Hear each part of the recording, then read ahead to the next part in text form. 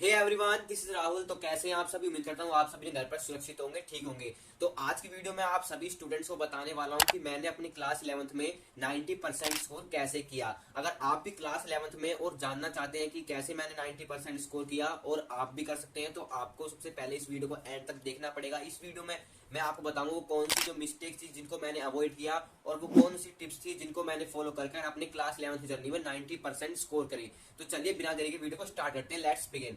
तो सबसे पहले मैं बात कर लेता हूँ उन स्टूडेंट की जो इस क्लास 11th की जर्नी को सोचते हैं कि ये हमारे लिए रिलैक्स ईयर है। तो वो सबसे पहले सबसे बड़ी मिस्टेक करते हैं। आपको मैं बताना चाहूंगा कि जो क्लास 11th की आपकी जर्नी होती है वो as compare to class 10th वो काफी हार्ड होती है। जी हाँ दोस्तों, बहुत से स्टूडेंट क्या समझते हैं कि हम क्लास 10th का बोर्ड पास करके आए हैं तो क्लास 11th का बस एक लेवल थोड़ा इंक्रीज हो जाएगा, कुछ नहीं है। तो ये सबसे पहली मिस्टेक होती है। मैं ऐसा इसलिए कह रहा हूँ क्योंकि मैं नॉन मेडिकल का स्टूडेंट हूँ। क्लास 11th में मेरे पास फिजिक्स, केमिस्ट्री और मैथ थे। तो इन फिजिक्स, केमिस्ट्री, मैथ को मैंने इस तरह से मैनेज किया कि आखिरकार मैंने क्लास 11th की जर्नी में 90% स्कोर कर लिया।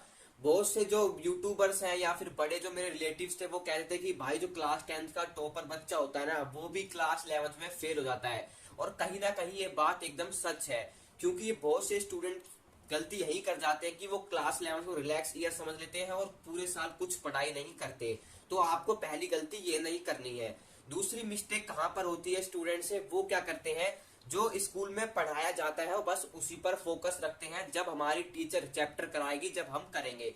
तो भाई आप ऐसी गलती मत करना। अब आप क्लास 11th में आ चुके हो, अब आपके पास सभी रिसोर्सेज अवेलेबल हैं। पहले के आज से 5 से 10 साल पहले क्या होता था, जब आपका ट्यूशन मास्टर या फिर स्कूल टीचर आपको पढ़ाता था जब भी आप वो चैप्टर कंप्लीट कर सकते थे। लेकिन आज के टाइम में आप अपना चैप्टर ट्यूशन से पहले या फिर आपके स्कूल में पढ़ाया जा रहा है उससे पहले कंप्लीट कर सकते हो। और वो भी आपको अच्छे से पता है किस तरह से। आज के टाइम में ऑनलाइन हर चीज अवेलेबल हो चुकी है। तो आप अपनी स्टडी को भी ऑनलाइन मोड में कन्वर्ट कर सकते हो और अपने स्टडी को बेहतर बना सकते हो। तो यही मैं आपको टिप देना चाहूंगा कि आप सबसे पहले अपने सिलेबस का जो भी चैप्टर स्कूल में पढ़ाया जाता है उसको कम से कम 1 या 2 दिन पहले अपना रेडी रखे, कंप्लीट हो जाना चाहिए। इससे क्या होगा, जब आपको टीचर अपने स्कूल में आपको चैप्टर पढ़ाएगा तो आपको आइडिया लग जाएगा कि हाँ ये मेरे को आता है।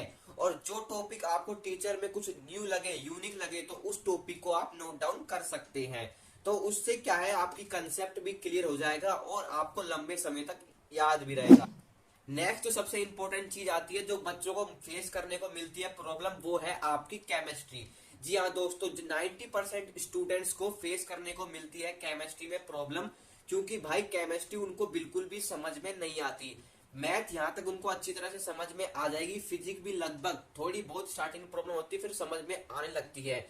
लेकिन केमिस्ट्री में तो बच्चों का बहुत बुरा हाल होता है। उनकी रीड आ जाती है केमिस्ट्री में, जो कि क्लास 10th में टॉपर बच्चा होता है। इसका मेन रीजन होता है कि भाई उसको कुछ भी समझ में नहीं आता क्या टीचर पढ़ा देता है। तो मैं आपको सजेस्ट करूंगा कि पहले ही आप ऑनलाइन कोई भी जो भी आपको टीचर पसंद हो उसकी लेक्चर देख के क्लास 11th का पहले देख के जाएं, तभी आपको समझ में आएगा। क्योंकि क्लास 11th की जो केमिस्ट्री है वो भाई सर के ऊपर से जाने वाली है। क्योंकि मेरे भी फर्स्ट मैंने कम से कम मिड जो केमिस्ट्री थी आधी केमिस्ट्री कंप्लीट हो गई थी, लेकिन मेरी क्लास में एक सिंगल स्टूडेंट नहीं था जिसको केमिस्ट्री समझ में आई थी। तो मैं आपको सजेस्ट करूंगा, सिर्फ वो रटना जानते थे और रट रट के क्वेश्चन लिखते थे, उसमें भी बच्चों के बहुत कम मार्क्स आते थे। तो आपसे रिक्वेस्ट यही है कि आप केमिस्ट्री को स्टार्टिंग से ही फोकस करके चले। लेकिन अब मैं आपको बताता हूँ जो मेरी क्लास 11th की जर्नी में टर्निंग पॉइंट कहाँ पर आया। स्टार्टिंग में मेरे को केमिस्ट्री बिल्कुल भी समझ में नहीं आ रही थी। केमिस्ट्री तो मेरी मैथ और फिजिक्स तो हो जा रही थी अच्छे से, लेकिन केमिस्ट्री में मुझको कुछ भी समझ में नहीं आया था।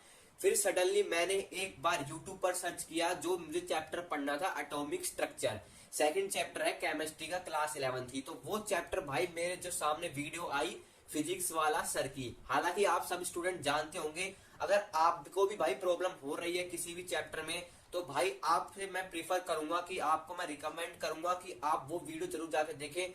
जो भी आपका क्लास 11th केमिस्ट्री का चैप्टर है वो आपको सिंपली सर्च करके आपको फिजिक्स वाला सर की यानी कि अलग पांडे सर की वीडियो देखनी है। उसके बाद आपको मैं 100% गारंटी देता हूँ वो कंसेप्ट आपका क्लियर हो जाएगा। तो आपको ऐसा जरूर करना है। याद रहे आपको जो उनकी ओल्ड वीडियो है वो देखनी है, न्यू वीडियो आप मत देखना, क्योंकि न्यू वीडियो में दूसरे टीचर ने पढ़ाया होगा। लेकिन उन फिजिक्स वाला सर ने जो आपको पढ़ाया उससे आपको अच्छे से क्लियर हो जाएगा। तो आई होप ये आप फॉलो जरूर करेंगे। और इसी वजह से मेरे केमिस्ट्री में 100 में से 92 नंबर्स आए थे। जी हाँ दोस्तों, आपको बिलीव नहीं होगा लेकिन ये एकदम फैक्ट है। और दूसरी तरफ मेरे जो मैथ और फिजिक्स में नंबर थे वो 88 थे, और मैथ में तो भाई मेरे काफी कम नंबर थे, वो आपको मैं बता नहीं सकता। फिर भी मेरे ओवरऑल 90% स्कोर बन गया था। तो आप इस तरह से स्टडी करेंगे तो आप जरूर अपने क्लास 11 की जर्नी में अच्छा स्कोर कर लेंगे। और एक और इम्पोर्टेंट बात बता दूं, अभी अभी आप जो क्लास 11 का पढ़ रहे हैं तो भाई उसको अच्छे से पढ़ना, क्योंकि क्लास 12 में वो आपके काम आने वाला है। तो आई होप आपको ये वीडियो पसंद आई होगी। ऐसे और हेल्पफुल कंटेंट के लिए आप इस चैनल को सब्सक्राइब कर सकते हैं। आगे भी क्लास 11 रिलेटेड वीडियो इस पर आती रहेंगी। तो मिलते हैं नेक्स्ट वीडियो में, तब तक के लिए गुड बाय।